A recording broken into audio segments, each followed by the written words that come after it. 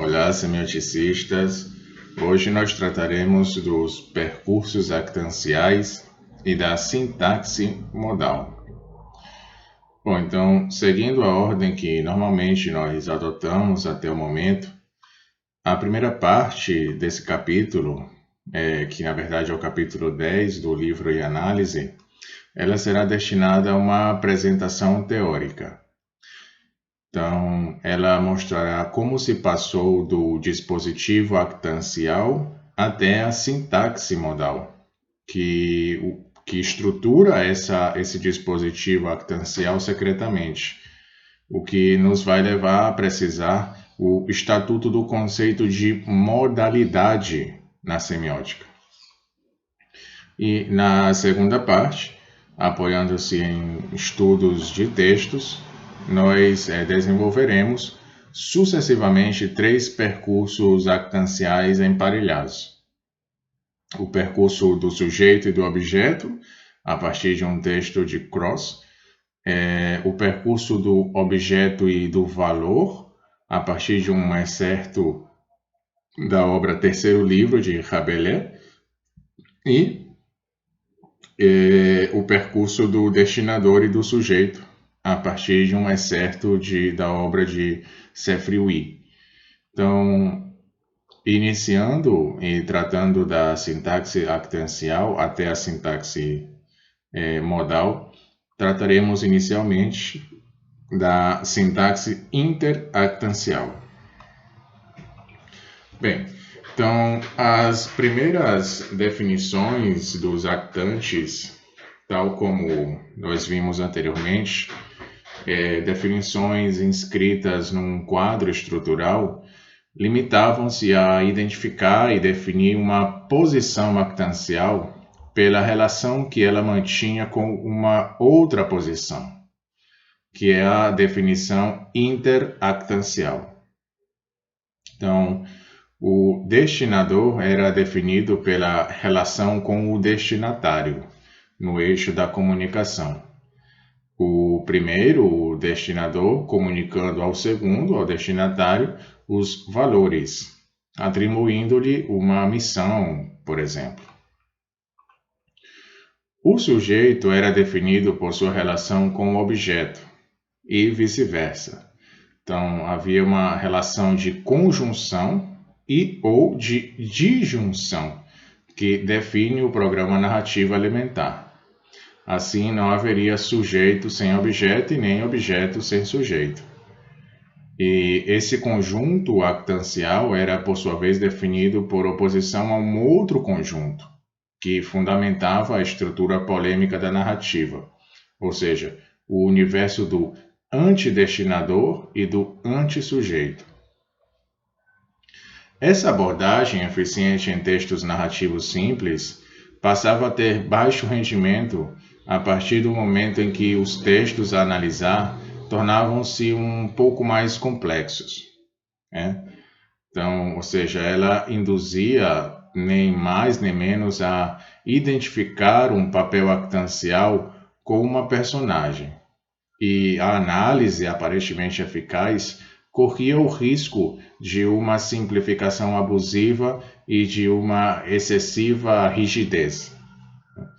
E com efeito, como se pode facilmente imaginar, um mesmo ator, ele pode, no decorrer da narrativa, inscrever-se em diferentes e numerosos percursos.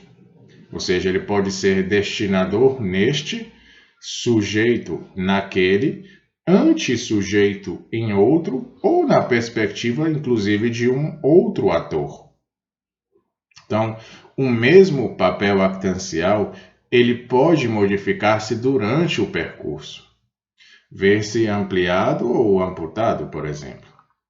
Inversamente, um único papel actancial ele pode ser ocupado por vários atores diferentes ou por um ator, inclusive, coletivo, não como é o caso desse, abre aspas, fofoqueiro povo parisiense, fecha aspas, no que vamos ver em Rabelais.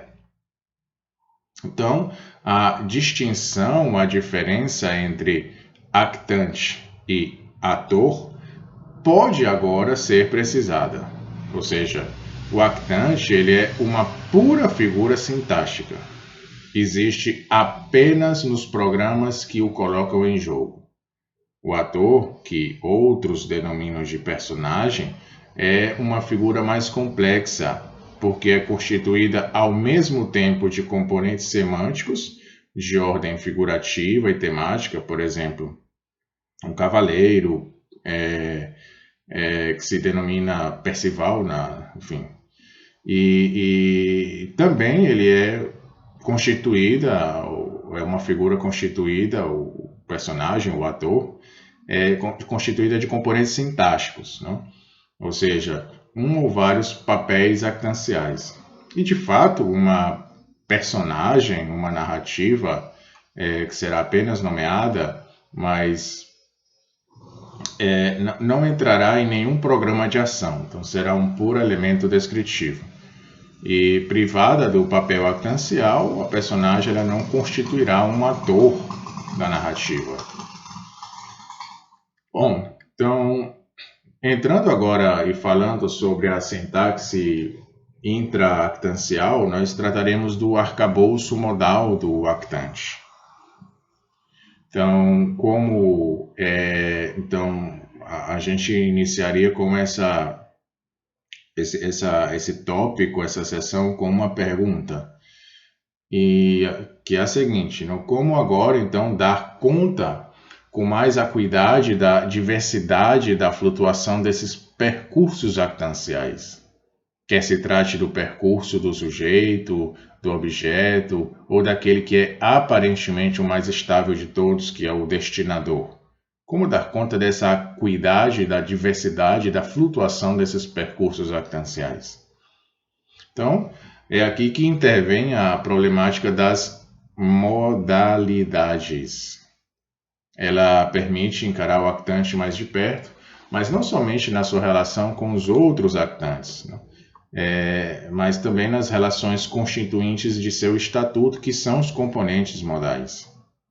Então, a nossa hipótese será, então, seguindo nesse aspecto ao estudioso Coquet, que, abre aspas, uma vez que as modalidades formam o suporte constante do discurso, uma dimensão modal caracteriza cada divisão do universo da significação. E o actante, peça-chave do teatro semiótico, ele é definido pelo seu modo de junção modal. Fecha aspas. Então, em outras palavras, apenas o seu equipamento, entre aspas, esse equipamento modal e as articulações dessas modalidades, que são querer, dever, saber, crer, poder, fazer e ser, somente apenas esse equipamento e essas articulações dessas modalidades é que permitem descrever a cada instante o que define o actante, sua composição, sua posição, seu papel e seu estatuto. Então, foi assim que se passou de uma definição interactancial do actante a uma definição intra-actancial. E para esclarecer essa abordagem, é preciso fazer uma rápida passagem pela concepção semiótica das modalidades, que nós trataremos no vídeo posterior.